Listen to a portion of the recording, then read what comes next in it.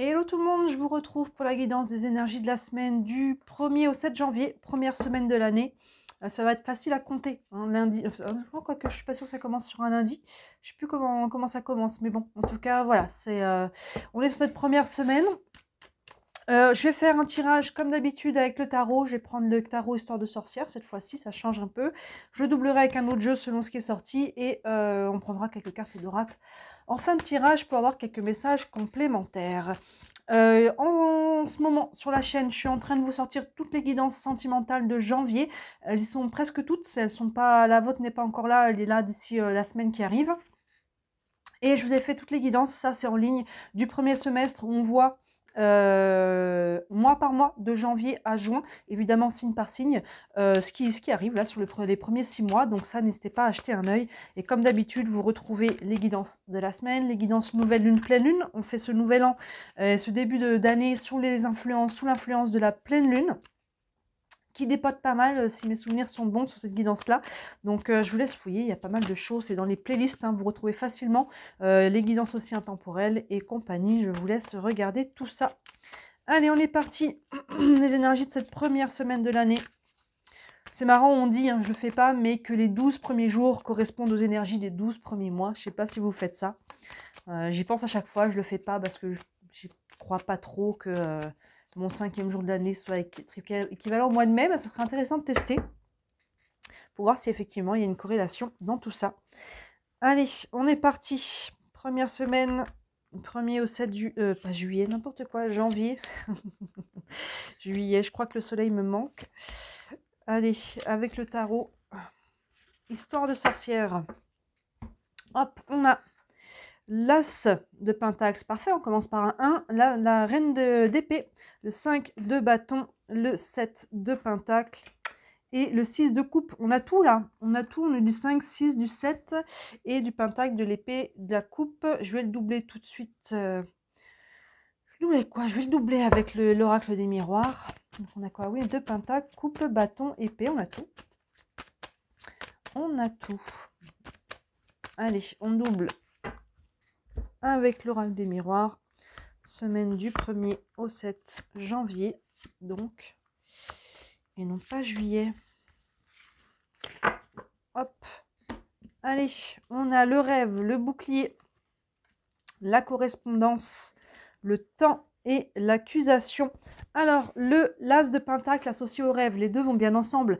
Donc l'as, le 1, ouverture, commencement, nouveau départ. Hein, ça peut aussi être ces nouvelles résolutions que l'on prend, ces nouveaux projets, cette nouvelle idée, cette nouvelle envie. En tout cas, les pentacles, on est dans le côté concret, ce que l'on veut matérialiser, ce que l'on veut concrétiser. Et là, on va poser une action par rapport à ça. Et vous voyez, c'est associé au rêve, donc par rapport à nos rêves, par rapport à notre vision, par rapport à ce que l'on veut projeter, hein, vous voyez, par rapport à ce dont on aimerait dans l'absolu. Hein, là, on va aller prendre un nouveau départ, poser une nouvelle action, planter une nouvelle graine peut-être. Hein, ça peut se matérialiser évidemment pour chacun d'entre vous différemment, pour aller atteindre nos objectifs, en tout cas, nos aspirations. Et encore, je ne l'ai pas précisé, évidemment, vous transposez ça dans le domaine de vie qui vous correspond. Hein. Ça peut être un cheminement intérieur, mais ça peut être dans le travail, dans les finances, dans vos relations, dans le sentimental. Je vous laisse faire la part des choses là-dessus, mais en tout cas, il y a une ouverture, un nouveau départ pour aller concrétiser, matérialiser, hein, avec les pentacles, quelque chose que l'on veut vraiment, ici avec la carte du rêve.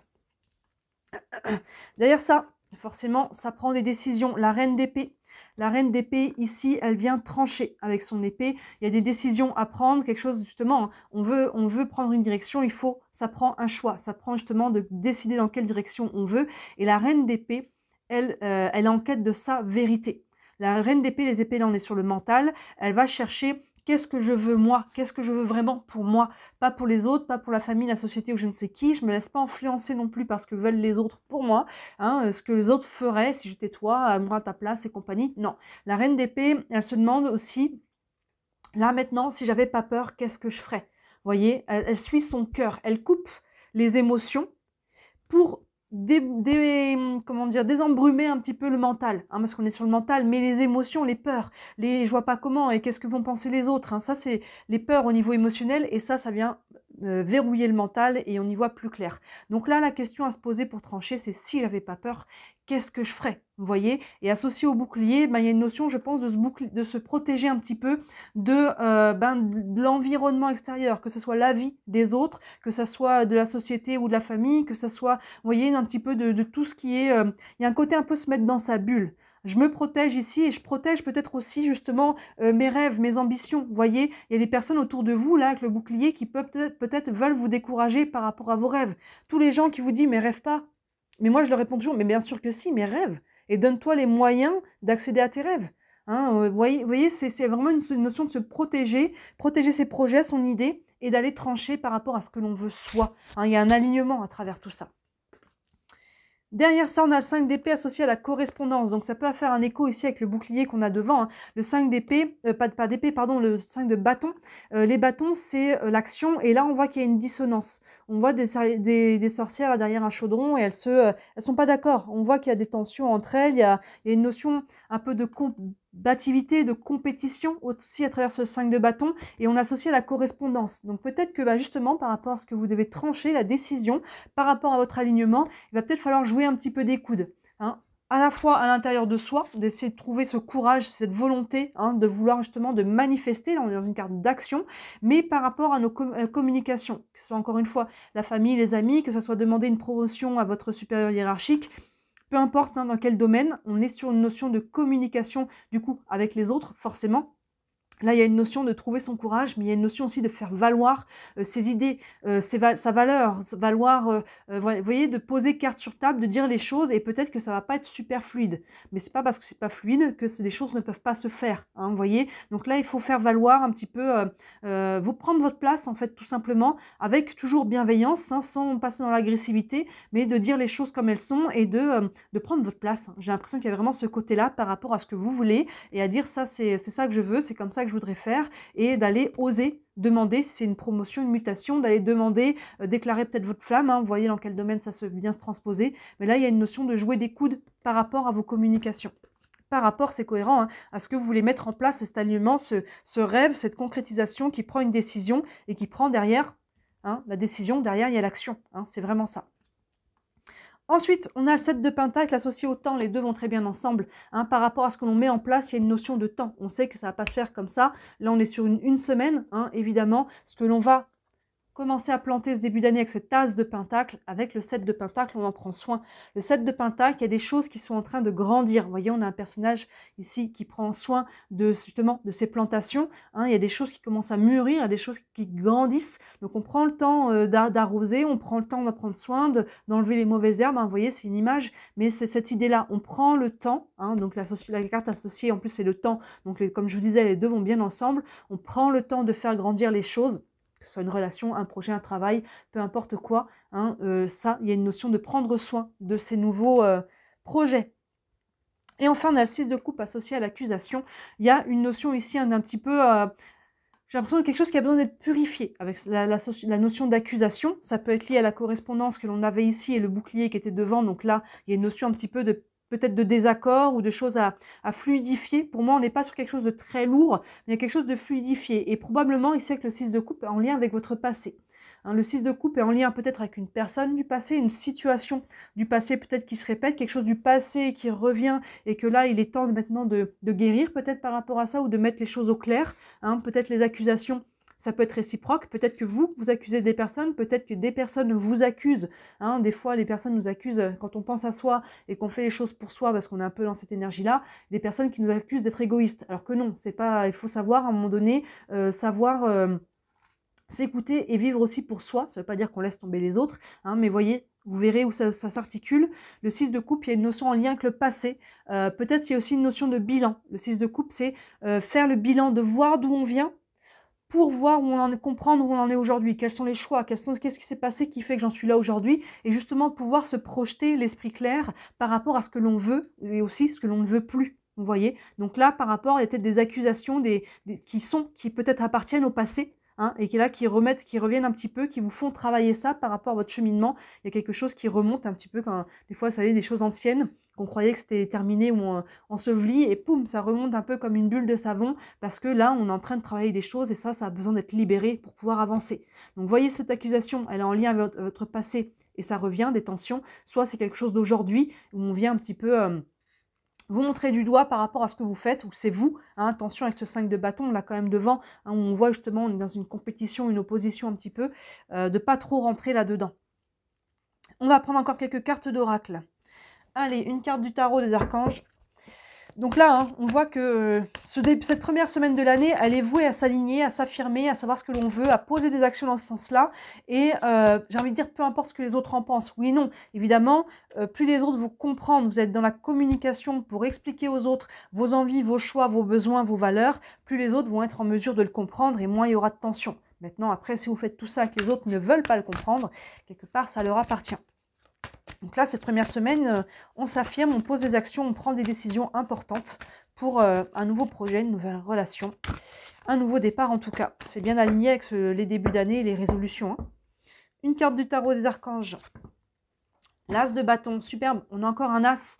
Donc on avait l'as de pentacle. Hein, dans la concrétisation, la manifestation de ce que l'on souhaite, l'as de bâton, on passe à l'action. Là, l'as, ouverture, commencement, nouveau départ, encore une fois, et les bâtons, il y a cette action qui est posée. Hein, c'est ce qu'on disait. Hein, après la réflexion de la reine de pentacle, on avait le 5 d'épée, réflexion, et derrière décision, et derrière action. Donc là, il peut y avoir une nouvelle action qui est posée. Maintenant, l'as de bâton, les bâtons, on est sur le feu. Hein, on peut se passionner pour une nouvelle chose, une nouvelle cause, une nouvelle personne. Hein, ça peut être aussi au niveau sentimental, relationnel. Vous voyez où ça se transpose. Mais il y a ce feu, et là, ce bâton, c'est un bon feu, c'est un feu qui anime à l'intérieur, c'est un feu qui est porteur.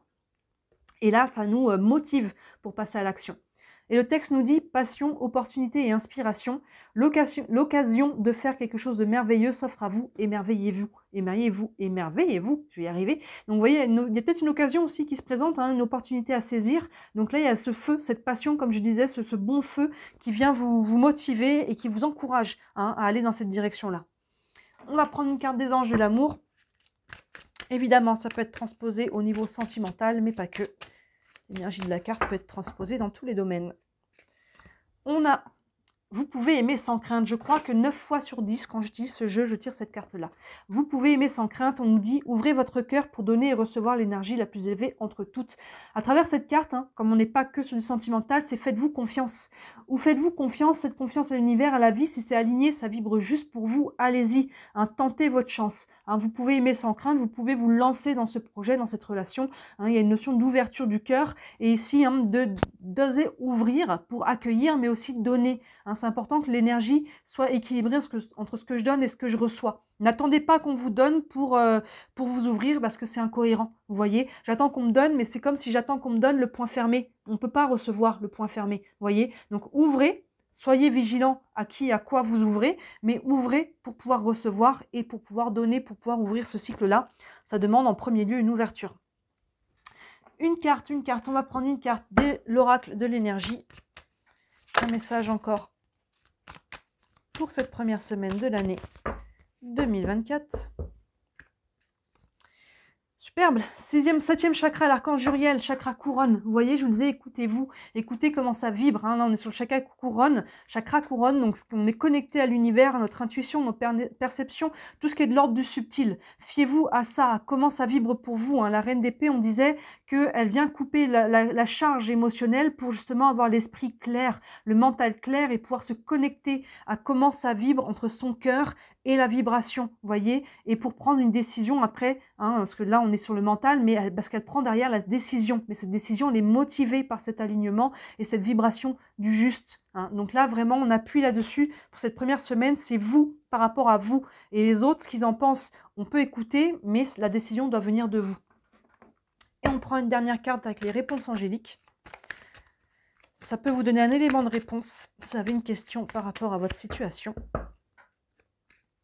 Et on vous dit, nul besoin de s'inquiéter. Vous voyez, les choses là, écoutez-vous. À partir du moment où vous écoutez, vous n'avez pas besoin derrière de vous inquiéter. Les choses vont s'aligner. Hein, un petit peu, être toi, le ciel t'aidera. Maintenant, si vous écoutez les autres et que ça se casse la figure, des fois c'est plus facile parce que du coup, on peut s'en remettre aux autres en disant c'est de ta faute, c'était ton idée. Hein, quand on prend sa pleine responsabilité, il faut assumer nos réussites, évidemment, mais aussi quand ça se casse la figure, vous voyez. Donc là, écoutez-vous vraiment et prenez une décision dans votre fort intérieur par rapport à ce que vous voulez vraiment. Hein. Ayez le courage de défendre, comme on dit un petit peu vulgairement, votre beefsteak. Hein, il y a vraiment ce côté de défendre vos valeurs, vos convictions, ce que vous voulez. Hein, et là, derrière, hein, ne vous inquiétez pas, si vous faites ça, les choses derrière, ça va se dérouler comme il se doit, si on peut dire. Et regardez, je les pose les deux cartes à côté l'une l'autre. On a vraiment des couleurs qui se répètent ici. Vous voyez, c'est très très beau. Entre chakra couronne et nul besoin de s'inquiéter, on retrouve ces belles énergies. Et regardez, sur cette carte-là, il y a vraiment le chakra couronne qui rayonne énormément. Avec ce feu. Vous voyez, on avait l'as de bâton qui était sorti. Ce feu ardent, ce feu qui vibre à l'intérieur de vous et qui vous demande de le suivre. C'est cohérent tout ça. C'est très très beau. Dites-moi, ça vous parle en commentaire, hein, comme d'habitude. Évidemment, si vous voulez aller plus loin, n'hésitez pas à me contacter. Hein, sous la vidéo, vous avez mon site internet avec tous les services que je propose. Je vous parle pas mal en ce moment, hop, je dégage un petit peu ici, de la roue astrologique que vous pouvez voir ici. C'est un tirage que j'aime énormément faire en début d'année. C'est un tirage où, vous savez, chaque maison, dans l'astrologie, il y a 12 maisons. Chaque maison représente un domaine de vie. Et donc, on va aller voir sur ces 12 maisons, ces 12 domaines de vie, ce qui s'en vient sur les 6 mois à venir. Donc, c'est assez complet. J'aime beaucoup le faire en début d'année, aux périodes d'anniversaire aussi. Après, peu importe quand dans l'année, évidemment, ça se fait aussi. Plus d'infos donc sur mon site internet. Vous avez aussi le lien vers ma boutique. Et si le cœur vous en dit, ce qui m'aide le plus, c'est de liker cette vidéo et de vous abonner à ma chaîne. Vous savez que je suis déclarée, hein, c'est mon travail, je n'en vis pas encore, mais grâce à toutes vos interactions, ça me permet de me développer et de me faire connaître. Et donc, si vous avez l'envie et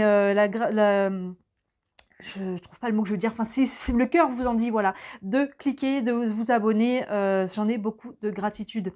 Voilà pour vous, très très bonne nouvelle année à vous, très belle semaine, première semaine de l'année, et moi je vous dis à très bientôt, ciao.